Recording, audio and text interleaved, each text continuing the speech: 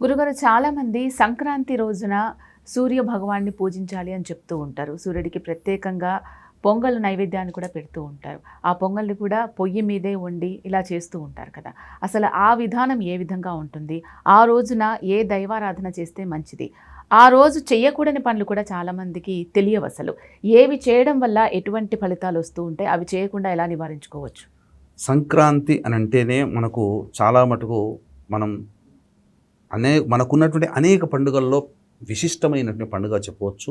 పిల్ల పాపలందరూ ఒక ఇంటికి చేరుకుంటారు. ఆ ఇంటి కుటుంబ సభ్యులందరూ కూడా. అందుకనే ఇప్పుడు మనం పెద్ద పెద్ద నగరాలైనటువంటి హైదరాబాద్ ఇట్లాంటి నగరాల్లో ఆ సంక్రాంతి సందర్భంగా ముందు 2 రోజులు, తర్వాత 2 రోజులు అన్ని రోడ్లన్నీ వెలవెల బోసిపోతాయి. అలాగే ఇక్కడ ఈ సంక్రాంతి రోజున కొన్ని నియమాలు చెప్పబడి ఉన్నాయమ్మా. ముఖ్యంగా ఈ సంక్రాంతి రోజున అందరూ కూడా శాకాహార భోజనమే చేయాలి. కొత్త వస్త్రములు ధరించాలి. చేయాల్సినటువంటి పనులలో దాన ధర్మాది కార్యక్రమాలు. మనిషి తన దగ్గర లేదు అనకుండా ఈరోజు దానం చేయమన్నాడు. ఎందుకనంటే ఉత్తరాయణ పుణ్యకాలం ప్రవేశిస్తుందమ్మా. మనకు సహజ సిద్ధంగా నవగ్రహాలలో పితృకారకుడు రవి. అటువంటి పితృకారకుడు అయినటువంటి రవి మకర రాశిలోకి ప్రవేశం చేస్తాడు. అంటే ఏంటి? తన సొంత కొడుకైనటువంటి శని గృహానికి ప్రవేశం చేస్తున్నాడు. దీంట్లో అంతరార్థం ఏంటి అని అంటే, మన చనిపోయినటువంటి తల్లిదండ్రులు, పితృదేవతలు, పెద్దవాళ్ళు ఎవరైతే ఉంటారో వాళ్ళందరూ కూడా ఈ సంక్రాంతి రోజున వారసుడి ఇంటి గుమ్మం దగ్గర ఉంటారట. రవి ఎలా అయితే తన కొడుకైన శని ఇంటికి వస్తాడో అలాగే పితృదేవతలు ఈ విధంగా ఆ ఇంటికి తన వారసుల ఇంటికి చేరుకుంటారు.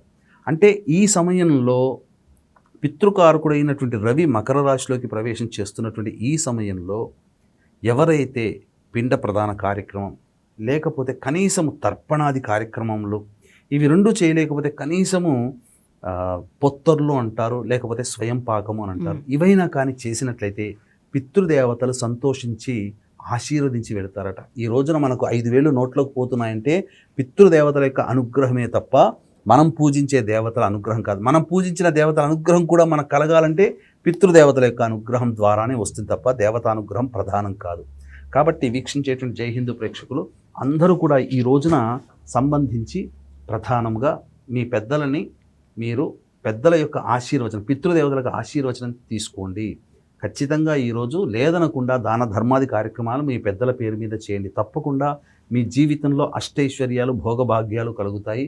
అంతేకాకుండా వీక్షించేటువంటి ప్రేక్షకులు కూడా ఇలాంటి సంక్రాంతి రోజున పెద్దలకి పిండ ప్రదానం, తర్పణాది కార్యక్రమాలు స్వయంగా చేసుకోలేకపోతే మన పీఠం ఆధ్వర్యంలో సంక్రాంతి పండుగ రోజున ఉదయం 8 గంటలకి బ్రాహ్మణులను కర్తగా పెట్టి పిండ ప్రదానం, తర్పణాది కార్యక్రమాలు చేయించడం జరుగుతుంది. వీడియోలు కూడా పంపించడం జరుగుతుంది. అవకాశం ఉన్నవాళ్ళు స్క్రీన్పై కనిపిస్తున్న నెంబర్కి కాంటాక్ట్ చేసి మీ గోత్రనామాదులు నమోదు చేసుకోవచ్చు. మన పీఠం ఆధ్వర్యంలో ఈ సంక్రాంతి పర్వదినం సందర్భంగా 15వ తారీఖు రోజున ఉదయం 8 గంటలకి మీ తండ్రి వైపు 3 తరాలు, తల్లి వైపు 3 తరాల్లో మరణించిన వారి ఆత్మతృప్తి కోసం పిండ ప్రదాన కార్యక్రమం, తర్పణాది కార్యక్రమాలు చేయించడం జరుగుతుంది. అవకాశం ఉన్న వాళ్ళు కనిపిస్తున్నటువంటి స్క్రీన్పై కనిపిస్తున్న నెంబర్కి కాంటాక్ట్ చేసి మీ గోత్రనామాదులు నమోదు చేసుకోవచ్చు.